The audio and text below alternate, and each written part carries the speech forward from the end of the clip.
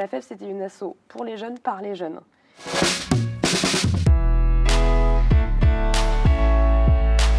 Je commence à La Fève et les seuls endroits ouverts pendant ce deuxième confinement sont les écoles où on intervient avec des volontaires en service civique. Et moi, un des premiers jours, je rencontre des élèves dans des quartiers très très populaires de Marseille, dont l'un, Saint-Mauron, est, je crois, le quartier le plus pauvre d'Europe.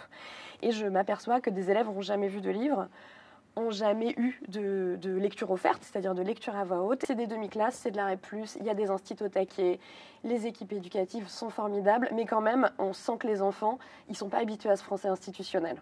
Moi, ce que ça a vraiment changé dans mon travail d'écrivaine, c'est que déjà, ça a été mon quotidien, 2 saisons durant avec des volontaires en service civique, ces écoles, ces enfants, ces tout petits qui apprennent à lire. Marseille, où les inégalités, ce n'est pas une thématique.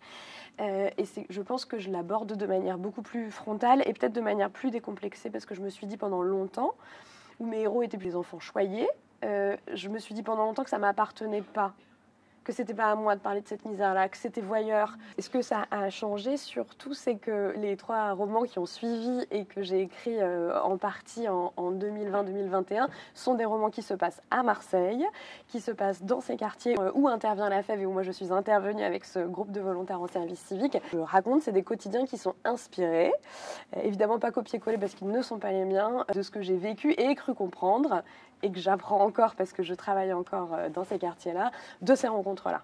Donc, une série en 3 tomes à l'école des loisirs qui s'appelle Bande de boucans, l'histoire d'une bande de boucans. Un boucan, c'est un gamin turbulent, mais adorable.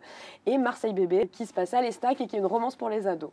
Ça leur a apporté, je pense, déjà évidemment la découverte de la bibliothèque, de cette bibliothèque centre documentaire, la fameuse BCD, qu'on a ouvert, dépoussiéré, rangé, rendu accueillant, et puis ensuite on y a fait 1 fois par semaine une lecture avec des choses très rythmées, très chronométrées, avec des enfants qui venaient, qui savaient qu'on était là. On leur a appris à se repérer dans une bibliothèque, à distinguer la fiction et le documentaire.